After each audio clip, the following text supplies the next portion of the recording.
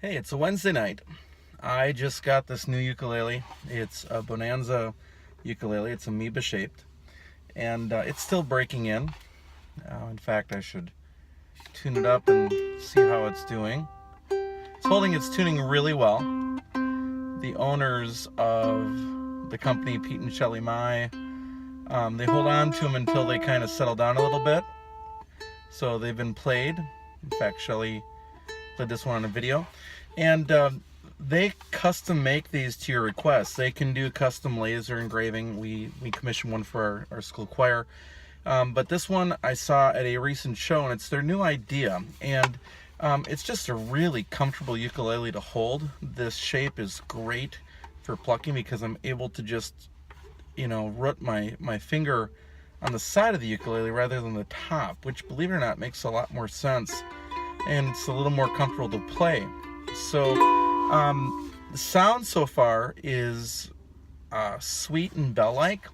It really hasn't started developing any overtones yet. I think it might. And so my requests were an Aspen top. That's their lighter sound wood that they offer. And then the Black Walnut body. And to be truthful, they have a cherry body that may have actually been a little more resonant, but I didn't like the looks as much as the Black Walnut. The Black Walnut's just a beautiful wood, and it's great for North American sourced woods, especially as there starts to be more restrictions on woods. Well, let's look at making some ukuleles out of some other stuff that's sustainable.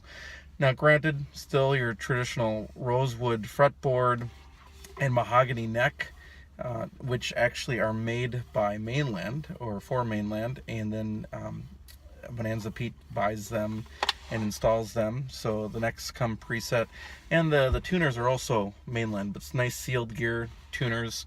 And my other request was so that they use corian as material, that it would sustain, or that the corian would be used for the bridge and for the nut to match the white head. So I really like. Oh, and then they also put a piece of Black Walnut on the top where you have the Bonanza logo.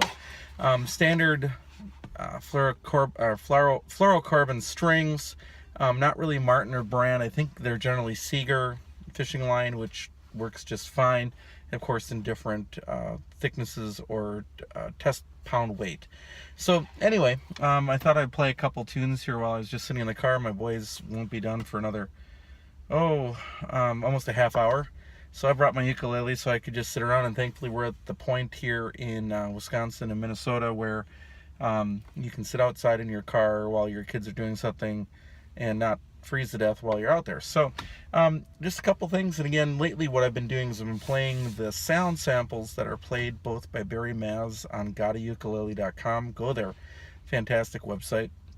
Fantastic resource. And buy his book, what ukulele players really want to know. And then he's got another book too about the chords, essential chords ukulele players need to know.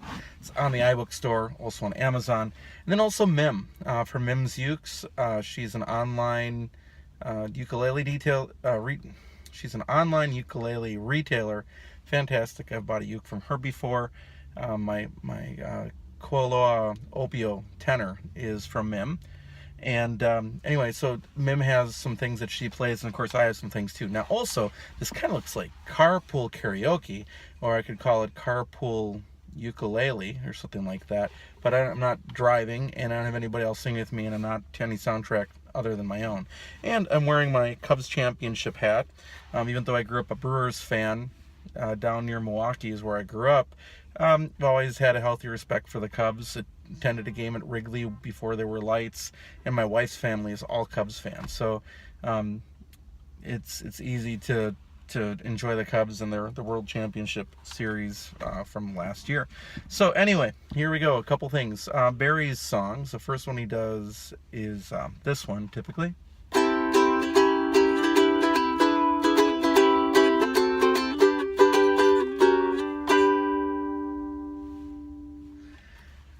Then these.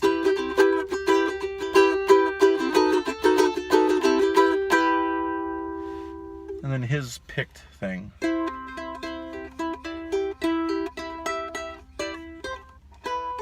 Let me do that again.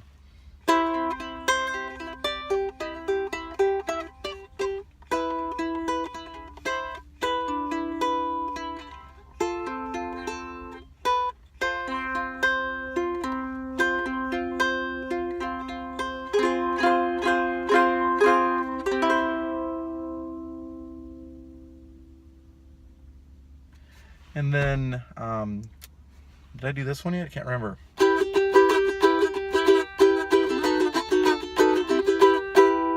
think I did. So those are some songs that Barry plays, and I just do that not to copy Barry in any way, if anything to honor him, but also to give you an idea. If you listen to this one and listen to some of his playing, you can decide what you think.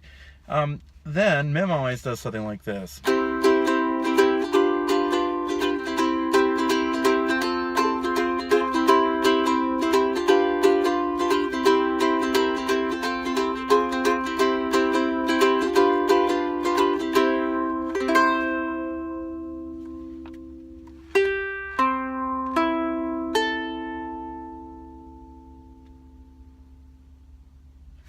So you can hear the sustain. It's rather nice. I mean, it's a beautiful piece of work. No, this isn't a Morbetta uke that's selling for, $9,000 at the ukulele site.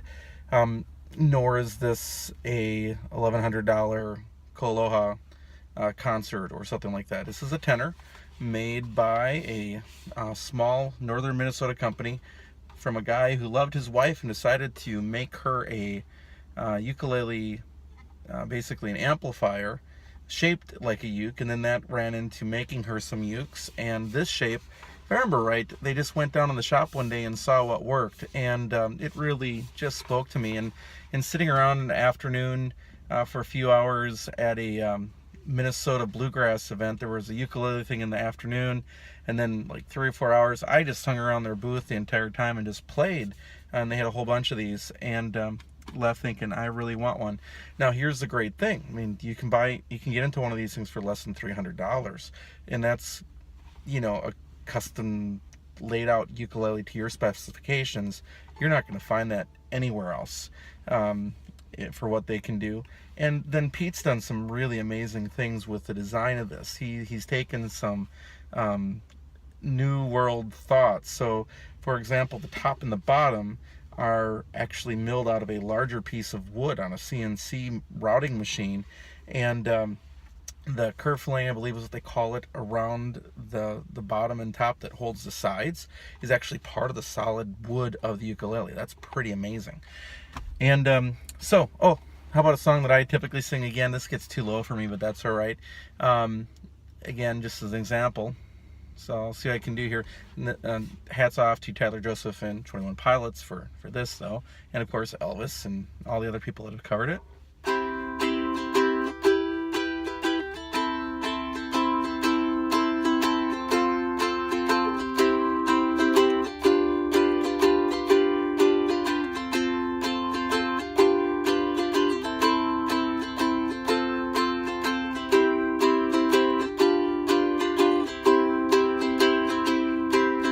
Like a river flows surely to the sea, darling, so it goes. Some things were meant to be.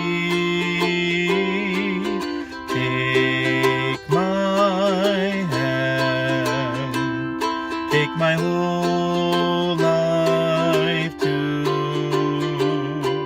'cause I can't help falling in love with you, 'cause I can't help falling in love with you. So there you have it, the Bonanza Amoeba. This is the tenor size. This happens to be number 130 out of their construction, and I think it's definitely worth a look. It's a nice sounding ukulele. I don't know, comparatively to my Opio, it's not as loud, but it's pleasant. It has a good ukulele sound. I love the combination of the Aspen and the Black Walnut, even though the cherry might have been slightly more resonant. I'm okay with it. I really like it, and we'll see how it opens up in time. And again, I originally said I wasn't going to review this, and I don't know if I'd completely call this a review or not, but it gives you an idea of what's there. And if this interests you in any way, particularly the shape, although Pete and Shelley also make ukuleles out of laminate countertop, which is pretty cool. That's kind of water resistant. They also make it out of solid hardwoods. The only thing Pete doesn't build out of right now is cedar, and apparently he's allergic to it. So if you've been wondering why Bonanza doesn't offer a cedar top, well, it makes sense. It's not a good wood for Pete to work with, so can't blame him. So there you have it. Thanks for watching my car ukulele.